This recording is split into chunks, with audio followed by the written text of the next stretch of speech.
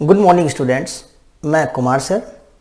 आज से मैं रिवीजन की एक नई श्रृंखला स्टार्ट कर रहा हूं, जिसमें सबसे पहले हम कंसीडर कर रहे हैं एब्स्ट्रैक्ट अलजेब्रा, और एब्स्ट्रैक्ट अलजेब्रा में भी सबसे पहले ग्रुप थ्योरी। तो आइए देखते हैं ग्रुप्स थ्योरम में कौन कौन सी थ्योरम्स हैं। उसमें से कुछ थ्योरम आज के लेक्चर में ले रहे हैं और इसके बाद नेक्स्ट वीडियो में कंटिन्यूअसली हम आपको थ्योरम्स का रिवीजन कराते रहेंगे।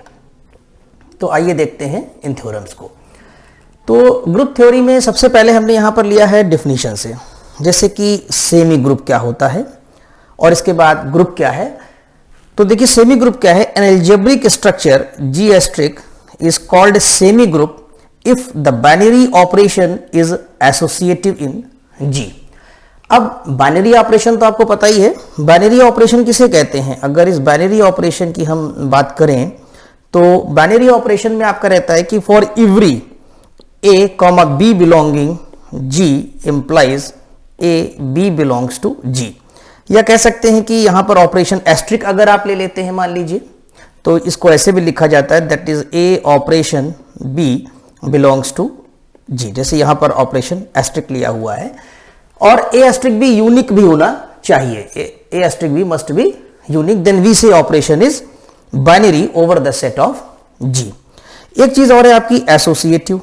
एसोसिएटिविटी क्या होती है, एसोसिएटिव ऑपरेशन क्या होता है, इसके बारे में भी आपने पढ़ा हुआ है कि अगर मान लीजिए कि आपके पास तीन एलिमेंट हैं ए बी सी और ये जी में बिलोंग कर रहे हैं, और ये इंप्लाई करे आपका कि a asterisk b asterisk c equal to a asterisk b asterisk c, अगर ऐसा हो जाए तब हम कहते हैं कि ऑपरेशन इज एसोसिएटिव। ठीक। अब देखिए यहां पर एक चीज और भी आई है कि इन अदर वर्ड्स एसोसिएटिव ग्रुपॉइड। ये ग्रुपॉइड क्या होता है? देखिए जब किसी सेट में ऑपरेशन बाइनरी होता है, जैसे आपने मान लीजिए कि नेचुरल नंबर लिया और प्लस का ऑपरेशन लिया, तो ये ग्रुपॉइड है। ठीक, ये ग्रुपॉइड है आपका। क्यों ग्रुपॉइड है? क्योंकि ऑपरेशन बाइनरी है। ठीक, लेकिन ये ग्रुपॉइड नहीं है। कौन सा? जो ये n माइनस का है, यानी कि जो नेगेटिव साइन है। क्यों? क्योंकि अगर हम दो नेचुरल नंबर सब्ट्रैक्ट करें तो कोई ज़रूरी नहीं है कि नेचुरल नंबर ही आए। जैसे कि आपने 2 - 3 किया, 2 और 3 नेचुरल नंबर है, लेकिन -1 नेचुरल नंबर नहीं है। तो जब केवल बाइनरी ऑपरेशन होल्ड करेगा तो हम ये कहते हैं कि ये ग्रुपॉइड है। और अगर बाइनरी ऑपरेशन के साथ साथ एसोसिएटिविटी भी आ जाएगी तो हम क्या कहेंगे कि ये सेमी ग्रुप है। तो सेमी ग्रुप के लिए दो ऑपरेशन चाहिए होते हैं। कौन कौन से? एक तो बाइनरी होना चाहिए और एक आपका एसोसिएटिव होना चाहिए। तो आप ये याद रखिएगा। इसमें दो चीजें हमने समझाई आपको, एक ग्रुपॉइड के बारे में और एक सेमी ग्रुप के बारे में। ये दो डिफिनेशंस आपको याद कर लेनी है। फिर आगे चलते हैं। ग्रुप किसे कहते हैं? ग्रुप क्या होता है? तो देखिए a non empty set G with binary operation asterisk is said to be group with respect to operation ये asterisk, जो asterisk लिया हुआ है, it may be plus, minus, division or any defined operation if the binary operation asterisk satisfies the following postulates। postulates भी कहते हैं, axioms भी कहते हैं इन्हें। तो क्या क्या उसमें होल्ड करना चाहिए? क्लोजर प्रॉपर्टी, यानी कि बाइनरी ऑपरेशन जो भी बात हो रही थी कि ऑपरेशन इज बाइनरी, और ये कहते हैं कि operation is closed in G. Associativity hold करनी चाहिए। और एक है identity element, existence of identity होना चाहिए। There exist an element e belonging G such that e operation a equal to a operation e is equal to a for every a belonging to G. जैसे कि identity के बारे में आप जानते हैं, अगर हम एडिटिव आइडेंटिटी की बात करें तो आपको याद होगा 0 होती है। मल्टीप्लिकेटिव के बारे में बात करें तो ये 1 होती है। और डिनोट किससे करते हैं? ई से। तो एडिटिव के लिए ई 0 हो जाता है और मल्टीप्लिकेटिव के लिए ई 1 रहता है। और अगर डिफरेंट ऑपरेशन डिफाइंड है तो आइडेंटिटी फिर आपकी चेंज हो जाएगी। आते हैं existence of inverse. Each element of G possess inverse, that is for each a belonging G there exist b belonging G is called inverse of a such that a operation b is equal to b operation a equal to e. यानी एक element ऐसा मिलेगा, जैसे कि आपके पास मान लीजिए कि ये नॉन एम्प्टी सेट जी है और इसमें एलिमेंट्स हैं ए है, बी है, सी है, ई है, so many elements are there. Then an element b is said to be the inverse of a. कब कहेंगे इनवर्स? अगर ए ऑपरेशन बी करने पर, बी ऑपरेशन ए करने पर आपको आइडेंटिटी मिल जाए। किसकी आइडेंटिटी? उस ऑपरेशन की आइडेंटिटी जो ऑपरेशन हम इस सेट पर लेकर के चल रहे हैं। तब हम बोलेंगे कि इनवर्स एग्जिस्ट कर रहा है, यानी b is the inverse of a. और अगर ये ऑल द 4 एक्सियम सेटिस्फाई होते हैं तब हम कहते हैं कि ग्रुप स्ट्रक्चर बना रहा है। The group structure is denoted by G comma asterisk by saying that G comma asterisk is a group. तब हम कहेंगे ये हमारा एक ग्रुप है, ठीक, यानी जी हमारा under the operation asterisk is a group. फिर आते हैं हम एबेलियन और कम्यूटेटिव ग्रुप। कभी कभी से एबेली भी पढ़ते हैं।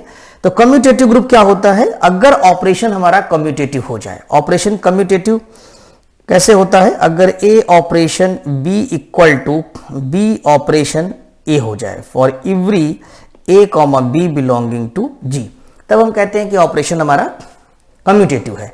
और ग्रुप में अगर ऑल द 4 एक्सियम सेटिस्फाई हो ही रही है, जैसा कि ग्रुप है, और उसमें ऑपरेशन कम्यूटेटिव भी हो जाए तो फिर वो कम्यूटेटिव ग्रुप हो जाएगा, यानी 5 एक्सियम सेटिस्फाई होने लगेंगी। A group G comma asterisk is said to be abelian और commutative if operation is commutative, that is a operation b equal to b operation a for every a comma b belonging to g। तो I think ये सब समझ में आ रहा है आपको कि कम्यूटेटिव ग्रुप क्या होता है। अब आते हैं फाइनाइट एंड इनफाइनाइट ग्रुप्स में। फाइनाइट ग्रुप्स वो होते हैं जिनमें कि नंबर ऑफ एलिमेंट्स फाइनाइट हों, यानी उसके सेट में। जैसे कि हमारे पास एक जी कॉमा डॉट यानी मल्टीप्लिकेटिव ग्रुप है जो आप पहले भी पढ़ चुके हैं। एलिमेंट्स है -1, 1, i और -i। ये एक मल्टीप्लिकेटिव ग्रुप होता है और इसमें 4 एलिमेंट हैं केवल, इसलिए ये फाइनाइट ग्रुप होगा और इसका ऑर्डर जो है यानी ग्रुप का जो ऑर्डर है वो 4 हो जाएगा, ठीक। और इनफाइनाइट ग्रुप किसे कहते हैं? इनफाइनाइट ग्रुप यानी जिसमें नंबर ऑफ एलिमेंट्स इनफाइनाइट हो। जैसे इंटीजर्स का सेट ले लीजिए आप, +-1, +-2, 0 को इंक्लूड करते हुए, और i कॉमा प्लस यानी कि एडिटिव ग्रुप बनेगा। ये ऑपरेशन इज एडिटिव, राइट। तो इसे कहते हैं इनफाइनाइट ग्रुप। ये हमारा इनफाइनाइट वाला ग्रुप हो गया, इनफाइनाइट ग्रुप। और ये हमारा फाइनाइट ग्रुप है आपका। तो इनफाइनाइट ग्रुप जो होता है उसको जीरो ऑर्डर का ग्रुप भी कहते हैं, ठीक है। तो लिखिए, लिखा है if in A group G comma strict the set G consists of a finite number of distinct elements, distinct होना चाहिए एलिमेंट्स, ध्यान रखिएगा, then the group is called a finite group, otherwise an infinite group. The number of elements in a finite group is called the order of a group. For infinite groups it is called the zero order. तो ये I जो है आपका यानी integers का जो additive group बन रहा है वो जीरो ऑर्डर का ग्रुप होगा। और ये जो i -1, 1 i और -i कंटेन कर रहा है, तो 4 एलिमेंट है, तो ये फाइनाइट ग्रुप हुआ, ठीक। The order of group G is denoted by, O लिखते हैं कैपिटल और ब्रैकेट में G लिख देते हैं, that is order of G हो जाएगा। अब आते हैं हम कुछ प्रॉपर्टीज पर, यानी वही थ्योरम्स पर। अगर मान लीजिए कि कोई ग्रुप स्ट्रक्चर है, जैसे कि अभी हमने यहाँ 2 ग्रुप स्ट्रक्चर आपको बताए, एक G कॉमा डॉट जिसमें ऑल द 4 एक्सियम्स सेटिस्फाई हो रहे हैं ग्रुप के लिए, या कम्यूटिविटी भी हो रही है तो कम्यूटेटिव ग्रुप कहेंगे। वैसे ये दोनों ही ग्रुप आपके कम्यूटेटिव हैं। तो इन ग्रुप्स में क्या खास बात रहेगी? जैसे हम ये i का लेते हैं 0 +-1 +-2, ये हमने मान लीजिए कि एडिटिव ग्रुप कंसीडर कर लिया। तो इसमें चाहे ये ग्रुप लें या कोई भी ग्रुप लिया जाए, क्योंकि जब थ्योरम पढ़ते हैं या प्रॉपर्टीज पढ़ते हैं तो सभी ग्रुप्स के लिए वो सेम रहेगा, ठीक। तो देखिए यहां पर थ्योरम 1 क्या कहती है? The identity element in A group is unique, यानी किसी भी ग्रुप में अगर वो ग्रुप स्ट्रक्चर है तो आइडेंटिटी एलिमेंट 2 नहीं हो सकती, 3 नहीं हो सकती, यूनिक होगी। जैसे एडिटिव ग्रुप है ये, तो यहां पर आइडेंटिटी एलिमेंट 1 और 1 मात्र है, वो कौन सी है?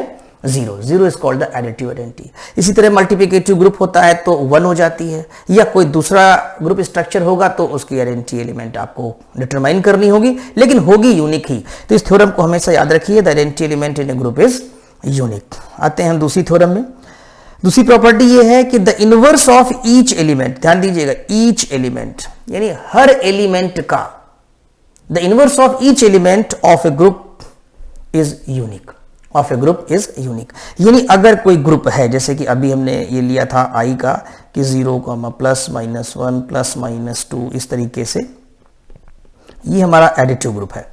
अगर हम इसमें एडिटिव इनवर्स की बात करें तो यहां पर अगर हम 2 ले लें थोड़ी देर के लिए, 2, तो 2 का इनवर्स एडिटिव क्या होगा?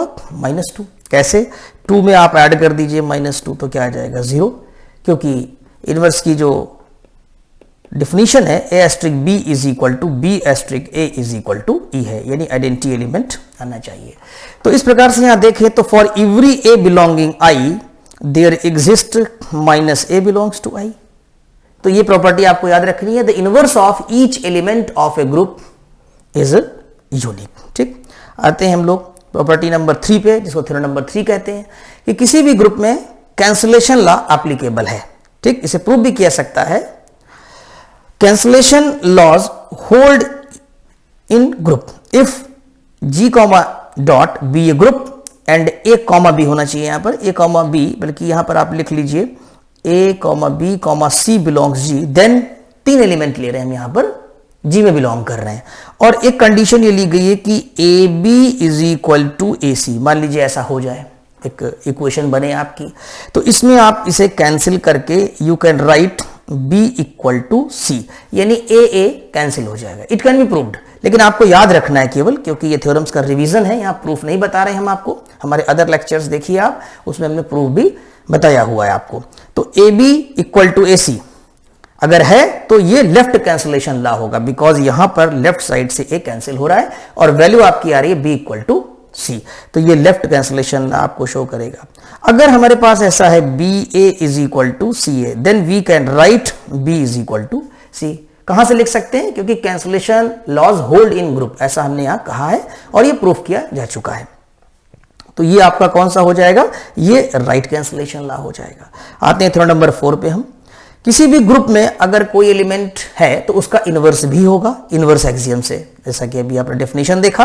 तो अगर एक एलिमेंट a है तो उसका इनवर्स भी बिलोंग करेगा। Let a belongs to g, तो ये, और g हमारा ग्रुप स्ट्रक्चर है, तो a इनवर्स भी बिलोंग करेगा किसमें, g में।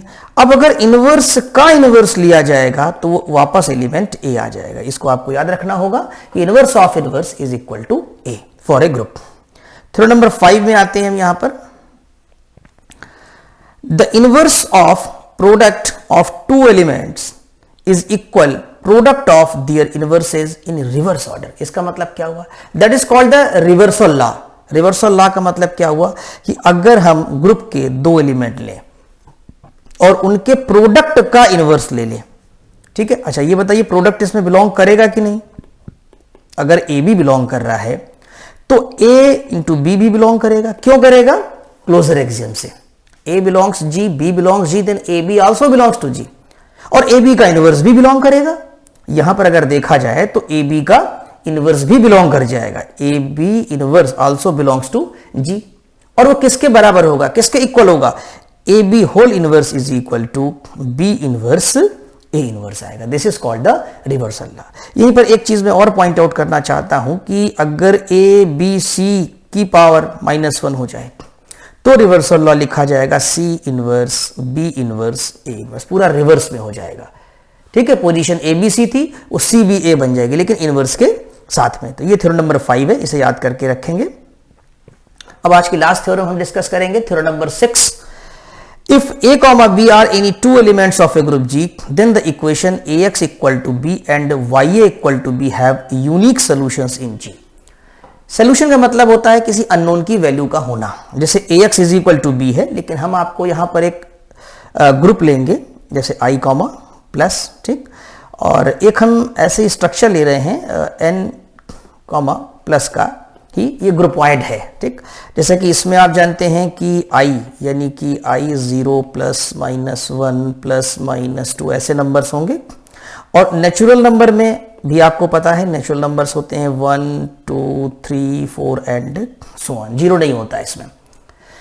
अब बात इक्वेशन की करते हैं, तो यहां पर ऑपरेशन चूंकि डॉट का था तो यहां ax is equal to b है, लेकिन हम यहां पर एडिटिव ले रहे हैं तो इक्वेशन हम एडिशन में लेके आपको समझाएंगे। जैसे कि a plus X is equal to b, like this. चाहे आप ax इक्वल टू b लिखें और चाहे a plus X equal to b, theorem दोनों के लिए एप्लीकेबल है, लेकिन जनरली हम डॉट में लेते हैं और सारी थ्योरम्स को मल्टीप्लिकेशन के अंडर में ही वेरीफाई करते हैं और याद भी करते हैं। ठीक है, तो इक्वेशन सॉल्युबल का मतलब क्या हुआ, फिर से पढ़ते हैं। If a b are any two elements of a group G, अगर ए बी ग्रुप के 2 एलिमेंट हैं और किसी अननोन के साथ ये एसोसिएट हो रहे हैं, जैसे a plus X is equal to B.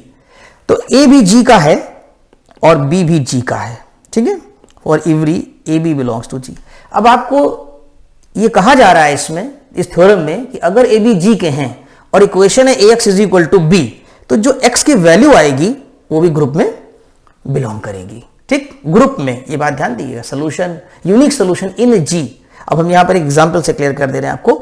जैसे मान लीजिए कि आप इंटीजर्स के बारे में कहते हैं, ठीक, आपने एक इक्वेशन बनाई 2 plus X is equal to 5, ठीक, तो x की वैल्यू कितनी आई, x की वैल्यू आ गई 5 माइनस 3, ठीक है, यानी कि x की वैल्यू आ गई 2 और ये इंटीजर में बिलोंग कर रहा है।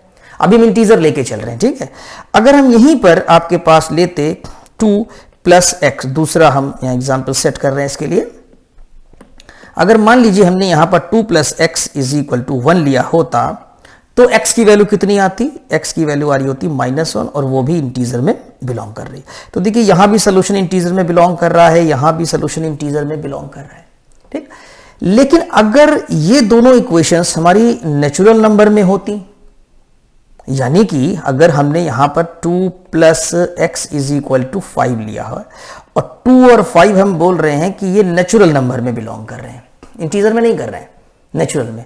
अब हम जरा इसको सॉल्व करके देखें तो x इज इक्वल टू 3 आएगा और नेचुरल नंबर में बिलोंग कर जाएगा।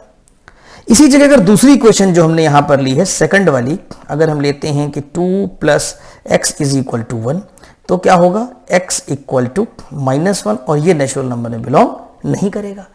तो इस बार देखिए सोल्यूशन नहीं बिलोंग कर रहा है, एक बार कर भी रहा है और एक बार नहीं भी कर रहा है। Means for every value of A B solution not belongs to natural number, लेकिन यहां पर करेगा इंटीजर के केस में। तो इंटीजर में क्यों कर रहा है, क्योंकि i कॉमा प्लस हमारा एक ग्रुप स्ट्रक्चर है इसलिए, और जो दोनों एलिमेंट हमने लिए हैं वो ग्रुप से ही लिए हैं, a और b, इसलिए यहां पर जो सोल्यूशन आएगा x वो भी ग्रुप में ही बिलोंग कर रहा है, यानी इंटीजर्स में कर रहा है। n कॉमा प्लस जो है ये ग्रुप नहीं है, ये ग्रुप वाइड है आपका, क्योंकि इसमें एडिटिव आइडेंटिटी नहीं बिलोंग करती है, तो ये ग्रुप स्ट्रक्चर नहीं बनाता है, इसलिए इसका सोल्यूशन भी नेचुरल नंबर में नहीं बिलोंग करता है। तो आई थिंक ये समझ में आ गया होगा थ्योरम नंबर 6 के बारे में भी, कि अगर a और b दो एलिमेंट आपके पास हैं g के, और उनकी अगर इक्वेशन बनती है x इक्वल टू b या x a equal to b बने या ax इक्वल टू b, तो जो x की वैल्यू होगी यानी जो सोल्यूशन की होगी वो ग्रुप में ही बिलोंग करेगी। तो आई थिंक आज का पूरा लेक्चर आपको समझ में आ गया होगा। इसको कॉपी पर लिखें सारी थ्योरम्स और उन्हें याद करिए। Thank you so much.